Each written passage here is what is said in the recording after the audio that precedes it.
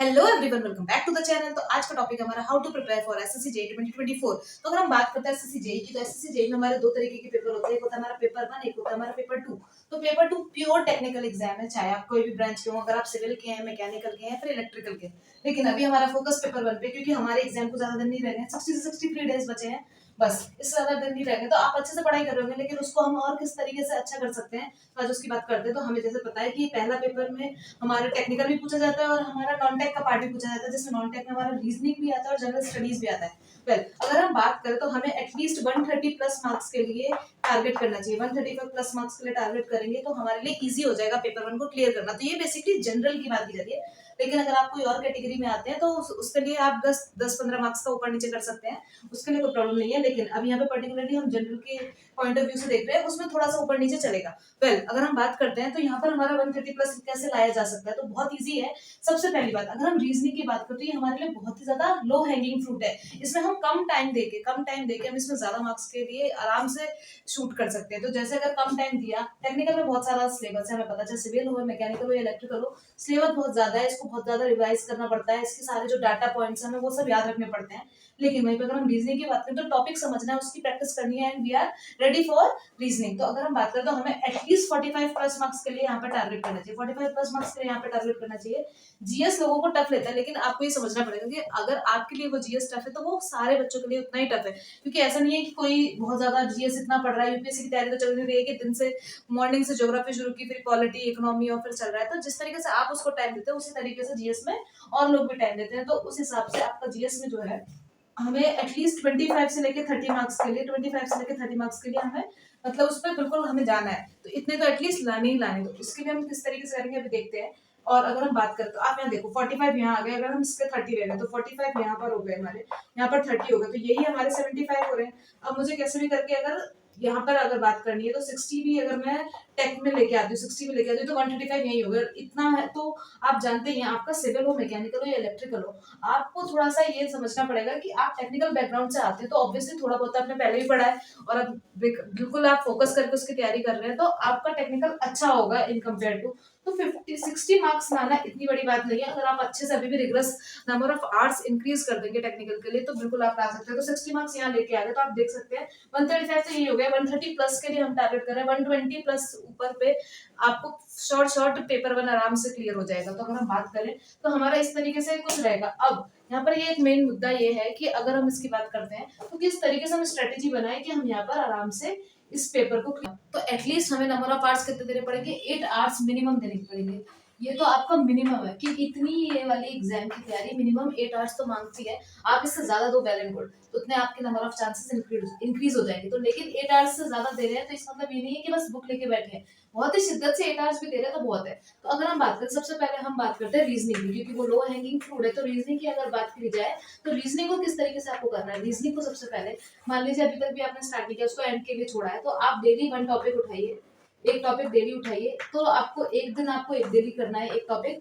अब आपने क्या किया, आज मान लीजिए कि बहुत सारे टॉपिक हैं, आप उसकी बुक लीजिए, एप्टीट्यूड की बुक लीजिए, रीजनिंग की बुक लीजिए, पीवाई की वाली बुक लीजिए। अब आप उसमें बहुत सारे टॉपिक लिखे होंगे, यहाँ पर टॉपिक लिखे होंगे, मान लीजिए आज का टॉपिक है आपका एनालॉगी है, फिर या फिर कोडिंग डिकोडिंग है। तो आपने कोडिंग डिकोडिंग के बारे में पढ़ा, तो अगर आपने डिकोडिंग के बारे में पढ़ा, आज का ये टॉपिक लिया, इसको आपने बिल्कुल उसको अच्छे से समझ लिया। तो आज आपका क्या काम है, एक दिन आपका काम है उस टॉपिक को अच्छे से समझना। फिर नेक्स्ट डे आप क्या करिए, जितने भी एसएससी के एग्जाम होते हैं, जैसे क्या होता है कि हमारा एसएससी सीजीएल का भी एग्जाम कराता है, सीपीओ का एग्जाम कराता है, सीजीएल का एग्जाम कराता है। तो इसमें जो भी रीजनिंग के क्वेश्चन आए हैं और जेई के जो प्रीवियस ईयर क्वेश्चन है, इनको आप नेक्स्ट डे इस टॉपिक को, जो भी टॉपिक आपने लिया है, उस टॉपिक से पीवाईक्यू को सॉल्व कर लीजिए। तो पीवाईक्यू अगर आप इस टॉपिक से सॉल्व कर लेंगे तो आपको वो टॉपिक पूरा कंसोलिडेट हो जाएगा, और जो उसमें समझ में नहीं आया वो आप किसी से भी डिस्कस कर सकते हैं। तो इस तरीके से रीजनिंग में तो आप इसको एटलीस्ट ये करने में, डेली करने में 1 या 1 से लेके 1.5 आवर्स इतना दे सकते हैं।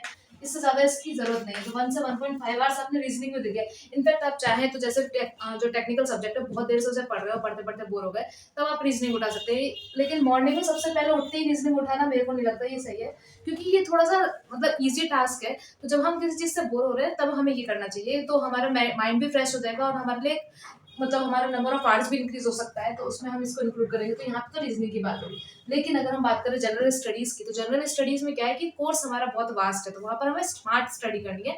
हार्ड स्टडी तो करनी होती है, लेकिन स्मार्टनेस के साथ करनी है। किस तरीके से करेंगे कि सबसे पहले हम उसमें वो टॉपिक्स देखेंगे जो पीवाईक्यू में सबसे ज्यादा पूछे गए हैं। जैसे कुछ टॉपिक हमारा होता है, जैसे बायोलॉजी पूछा ही पूछा जाता है। हमारा तो साइंस का पार्ट हमारा ज्यादा अच्छा होता है, तो हम पहले बायोलॉजी, फिजिक्स, केमिस्ट्री इसको कंप्लीट कर सकते हैं। ज्योग्राफी में अगर हम बात करें तो नेशनल पार्क वाला टॉपिक हो गया, ये पूछा ही जाता है। या फिर जो डिफरेंट डिफरेंट हमारे रिवर्स हैं जहाँ से ओरिजिनेट हुआ है और उनके जो डिफरेंट कहाँ पर जाके खत्म होता है, कि west flowing rivers, east flowing rivers, पूरा ड्रेनेज सिस्टम जो होता है हमारा, जो माउंटेन का सिस्टम है, जो पासेस पूछे जाते हैं। तो अगर हम बात करें तो ये सब कुछ हमारे पॉइंट टॉपिक्स है जिनसे हर साल क्वेश्चन आता है, तो पहले उन्हें कंप्लीट करेंगे। जो हमारे पीवाईक्यूज है उनको लगाएंगे। तो ये स्ट्रेटेजी हमें नॉन टेक में जो जीएस पार्ट है और रीजनिंग पार्ट दोनों में लगानी है।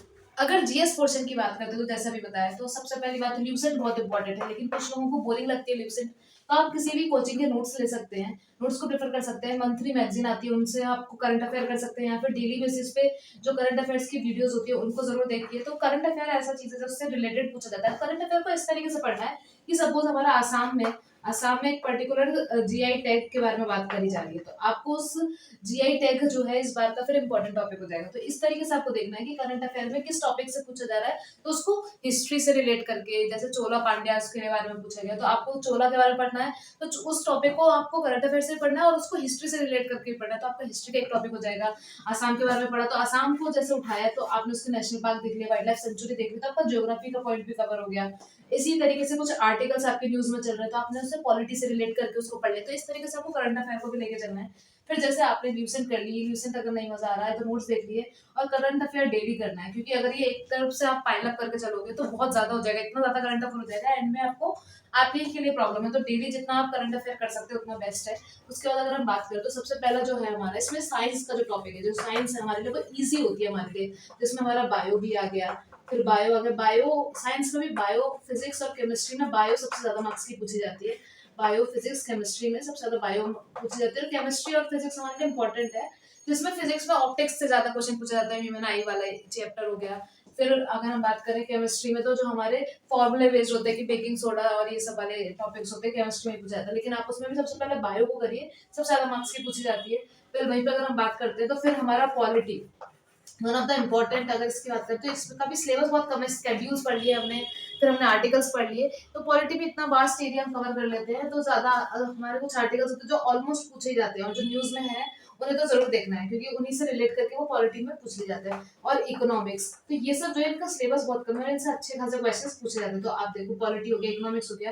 जियोग्राफी में भी अगर आप बात करें तो ड्रेनेज सिस्टम होता है हमारा, क्लाइमेट होता है, क्लाइमेट की वजह से क्या क्या देखने को मिलता है, हमारा एग्रीकल्चर हो गया, मिनरल एंड रिसोर्सेज हो गए, और उसके बाद हमारे नेशनल पार्क बहुत इंपॉर्टेंट टॉपिक है हमारा ज्योग्राफी का। और हिस्ट्री बहुत वास्ट है, लेकिन हिस्ट्री में कुछ एरिया से ज्यादा पूछा जाता है जो मोस्टली न्यूज में हमारे कवर की जाते हैं, हिस्ट्री में वहां से ज्यादा पूछा जाता है। तो आप डेली एटलीस्ट 1.5 आवर्स, अगर हम बात करें इसको भी, तो 1.5 आवर्स दीजिए।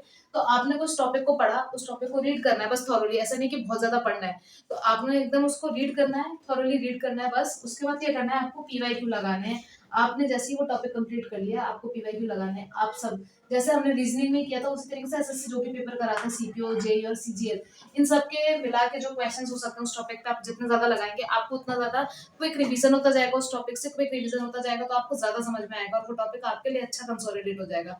फिर वहीं पे अगर हम बात करें टेक्निकल की, तो अब हमारा 100 मार्क्स का टेक्निकल होता है, तो हमें उसको अपने दिन में जितने भी टाइम अब बचा, जितना भी आपने सोचा है कि मैं इतने घंटे पढ़ूंगा, उसमें से ये दोनों को आपने इतना टाइम दे दिया, उसके बाद जितना भी टाइम है आपको अपने टेक्निकल को देना है। क्योंकि वहां पे मार्क्स लाना इतना इजी भी नहीं है कि 1 घंटा पढ़ा और मार्क्स आ गए, ऐसा नहीं है, क्योंकि बहुत वास्ट सिलेबस है, हमें बहुत अच्छा से सिलेबस कवर करना पड़ेगा, रिवीजन की स्ट्रेटेजी बनानी पड़ेगी, और उसके बाद हमें मॉक टेस्ट भी देना, उसे भी रिवाइज करना है।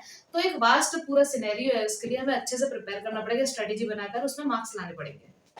टेक्निकल की अगर हम बात करते हैं, तो अगर टेक्निकल की बात करें तो सबसे पहली बात तो 100 मार्क्स का पूछा जा रहा है, 60 अबव मार्क्स लाएंगे तो वेल डन, बहुत ही बढ़िया रहेगा। अगर हम बात करें टेक्निकल की, तो देखिए सबसे पहली बात, सबसे ज्यादा टाइम इसको देना है, और यहाँ पर हमें प्रायोरिटी सेट करनी है। प्रायोरिटी कैसे सेट करेंगे, तो सब्जेक्ट की प्रायोरिटी सेट करनी है। किसकी सब्जेक्ट की करनी है, जैसे कि आपका एक हाई प्रायोरिटी सब्जेक्ट होंगे जिसके सबसे ज्यादा मार्क्स आपका क्वेश्चन आते हैं। फिर उसकी बात करें तो एक हमारा मीडियम प्रायोरिटी में सब्जेक्ट होगा, और फिर हमारा होगा जिसको हम लास्ट के लिए रखते हैं, लास्ट प्रायोरिटी सब्जेक्ट होगा।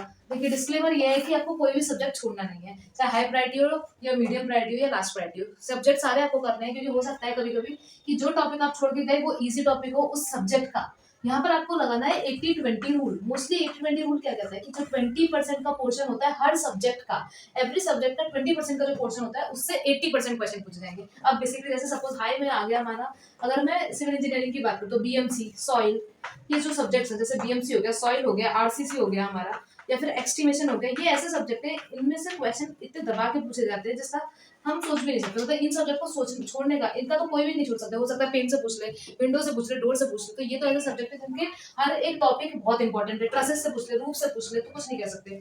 तो बीएमसी सॉइल और आरसीसी एक्सटीमेशन जैसे सब्जेक्ट हमारे हाई में आते हैं, जिनमें हमारा मोस्ट ऑफ द सब्जेक्ट का जो हमारा पोर्शन है इधर हमारा शिफ्ट हो जाता है। अगर वहीं पर अगर हम बात करें जैसे टनल हो गया, टनल हो गया, ब्रिजेस वाले सब्जेक्ट हो गए, टनल का सब्जेक्ट हो गया, ब्रिज हो गया, या फिर हम मीडियम में बात करते हैं तो हमारा इरिगेशन, हाइड्रोलॉजी या फिर ट्रांसपोर्टेशन, ये सब हमारे मीडियम में सब्जेक्ट में आए। तो आपको प्रायोरिटी सेट करनी है। अगर आपके ये वाले सब्जेक्ट अच्छे से हो गए हैं और आप इनके सब्जेक्ट का सिलेबस कर रहे हैं, अगर आपने हाई सब्जेक्ट तो सबसे पहले सिलेबस हर कोई इसी तरीके से कंप्लीट करता है कि जो हाई प्रायोरिटी वाला सब्जेक्ट है उसका अगर सिलेबस आपने कर लिया तो मीडियम की तरफ है। तो अब आप क्या स्ट्रेटेजी लगानी है कि सबसे पहले आपको अपना जो हमारा टाइम बचा है आधा आपको सिलेबस कंप्लीशन में लगाना है। कुछ लोग सोचते हैं कि मैं सिलेबस कंप्लीट करने के बाद ही रिवीजन करूंगा, ये स्ट्रेटेजी बहुत ही वाहियात है, बहुत ही गलत स्ट्रेटेजी है। रिवीजन हमेशा सिलेबस कंप्लीशन के संग ही किया जाता है, रिवीजन हमेशा संग में किया जाएगा। आप चाहे थोड़ा सा टाइम लगाइए, इस तरीके से आप कर सकते हैं। अगर मान लीजिए आपने आज सिलेबस ज्यादा किया, आपके पास टाइम कम है, तो आप रात को सोने से पहले आपने जितना भी पढ़ा है उसको रिवाइज कर लिया, या आपने सोचा कि आज मैं बीएमसी का सीमेंट टॉपिक के बारे में पूरा रिवाइज करूंगा, तो बस आपने सोने से पहले पूरा सीमेंट लिखा और उसको लिखा। रिवीजन हमेशा लिख के करिए, जितना ज्यादा आप लिख के रिवाइज करेंगे वो आपके माइंड में पूरा इम्प्रिंट हो जाता है। तो सबसे ज्यादा बढ़िया ये स्ट्रेटेजी रहेगी कि आप सिलेबस के लिए हाफ टाइम निकालें और हाफ टाइम रिवीजन। रिवीजन में भी ये नहीं है कि बस नोट्स को लेके बैठ गए और रिवाइज कर रहे हैं, ये बिल्कुल गलत तरीका है। आपने एक बार नोट्स पढ़ लिए, दो बार नोट्स पढ़ लिए, बहुत बेस्ट है। उसके बाद आप पीवाईक्यू लगाइए, आप एसएससी जेई की पूरी पीवाईक्यू लगा सकते हैं। आप ईएससी के जो प्रीवियस ईयर क्वेश्चन है उनको लगा सकते हैं। आप जो वाईसीटी के हैं आप उनके क्वेश्चन कर सकते हैं। इवन आप हमारे चैनल पर जाकर वाईसीटी के प्रीवियस ईयर के क्वेश्चंस देख सकते हैं। हम डेली बेसिस पे उस पर पूरी लिस्ट लेक्चर डालते रहते हैं जिसमें वाईसीटी के क्वेश्चंस को हमने कवर किया है। तो इस तरीके से आप देख सकते हैं। टेक्निकल पे भी आपको उतना ही फोकस करना है। तो अगर आप तीनों को लेके और 8 आवर्स मिनिमम आप देते चलेंगे और अच्छे से स्ट्रेटेजी वाइज प्रायोरिटी करके आप अगर अच्छे से तैयारी करेंगे तो एसएससी जेई में आप जितना आप सोचा होगा उससे ज्यादा मार्क्स ही मिलेंगे। इसके बाद मॉक टेस्ट को कैसे देना है, मॉक टेस्ट को कैसे एनालाइज करना है, इस पे नेक्स्ट वीडियो आएगी। और आप कमेंट सेक्शन में बता सकते हैं कि हम और नेक्स्ट वीडियो किस पे बताएं कि आपको और अच्छे से हम बता सके। आपके वैल्यूएबल कमेंट का मुझे बहुत इंतजार रहेगा। Thank you so much for watching, thank you so much.